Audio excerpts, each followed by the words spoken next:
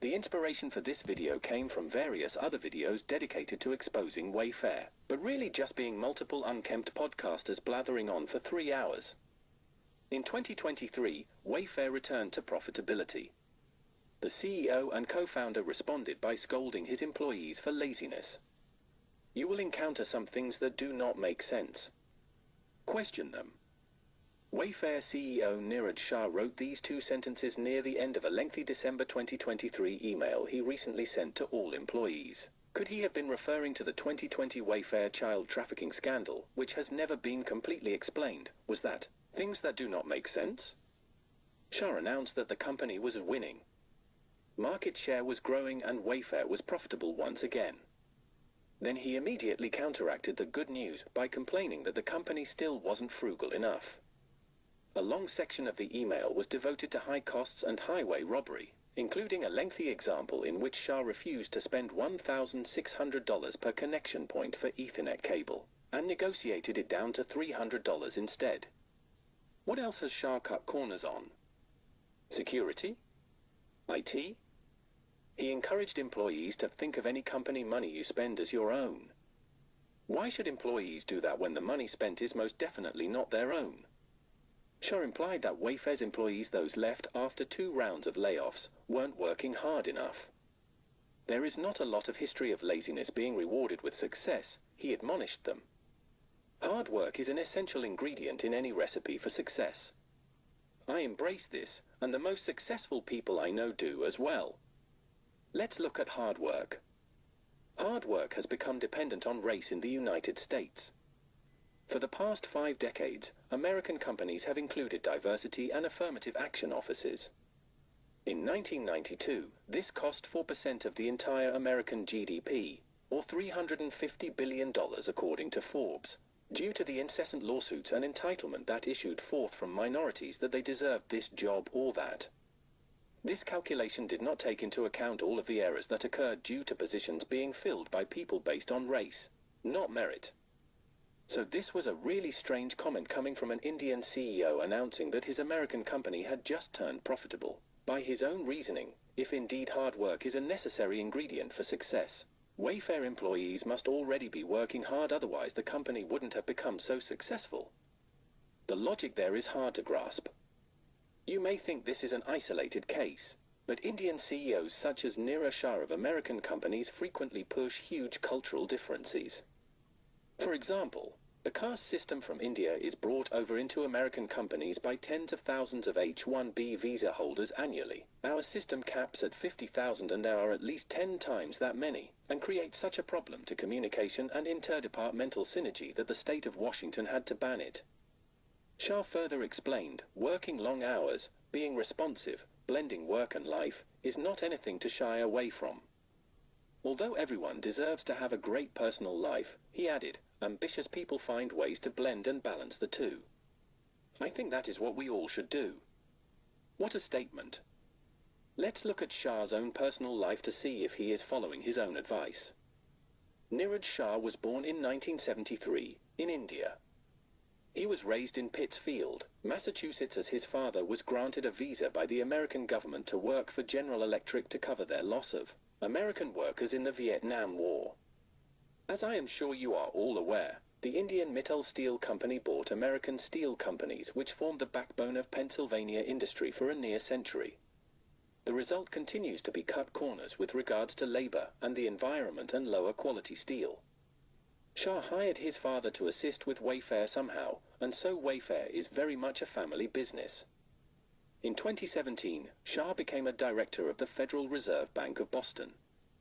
In May 2017, Wayfair's share price rose above $70 per share, making Shah and his co-founder and Cornell roommate Steve Conine both billionaires.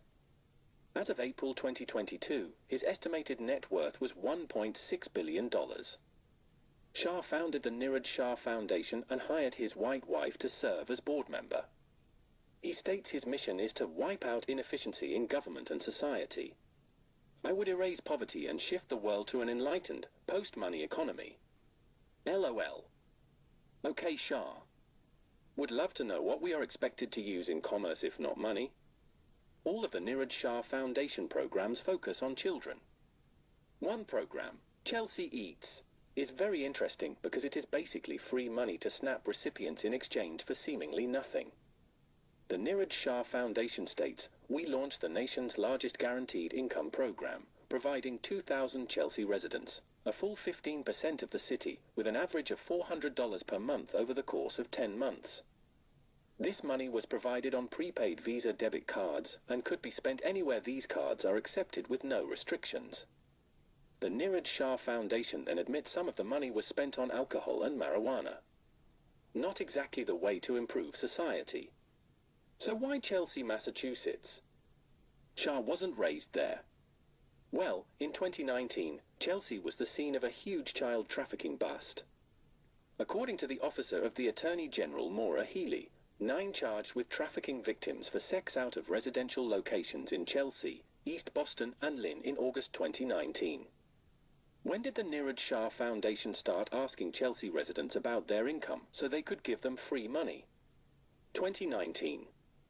The defendants were arrested by Massachusetts State Police. The following defendants were arraigned in Chelsea District Court by Judge Matthew Makira and pleaded not guilty to the following charges. Christina Lassou, age 47, of Lynn. Trafficking of persons for sexual servitude. Deriving support from prostitution. Conspiracy to commit trafficking. Bail set at $100,000. Jorge Lassou, age 54, of Chelsea. Trafficking of persons for sexual servitude. Deriving support from prostitution. Conspiracy to commit trafficking. Bail set at $100,000. Marlon Nagono, age 37, of East Boston. Trafficking of persons for sexual servitude. Deriving support from prostitution.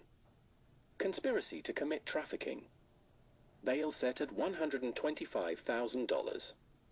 Francisco Sanbay, age 30, of Chelsea. Trafficking of persons for sexual servitude and keeping a house of prostitution. Deriving support from prostitution. Conspiracy to commit trafficking. Bail set at $100,000. Edmundo Rivera Gomez, age 50, of Lynn. Trafficking of persons for sexual servitude. Deriving support from prostitution. Conspiracy to commit trafficking. Bail set at $100,000. Donovan Yesid Arizmendi Ospina, age 25, of Lynn. Trafficking of persons for sexual servitude. Deriving support from prostitution. Conspiracy to commit trafficking. Bail set at $100,000. Johanna Enau Torres, age 35, of Lynn. Trafficking of persons for sexual servitude. Deriving support from prostitution. Conspiracy to commit trafficking. Bail set at $100,000. You will notice the Hispanic names, notably because across much of Central and South America, the age of consent is as low as 13 and rarely enforced.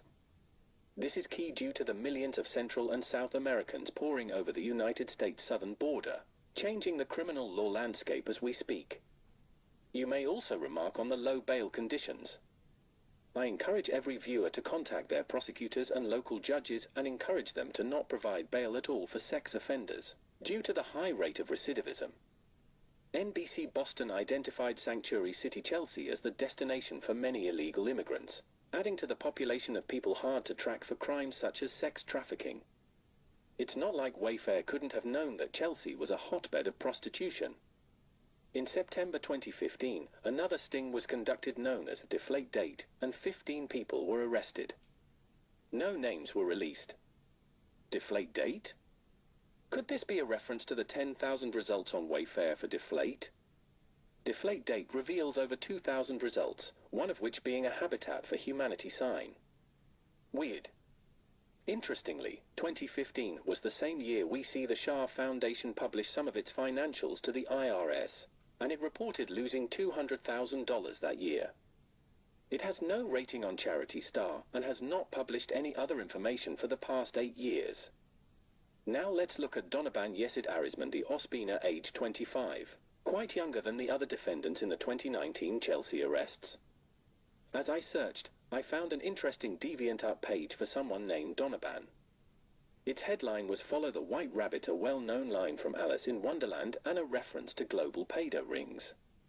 QAnon used "Follow the White Rabbit" as a line to refer to global pedo rings in 2018 and 2019, and it was uttered in the Matrix films as well.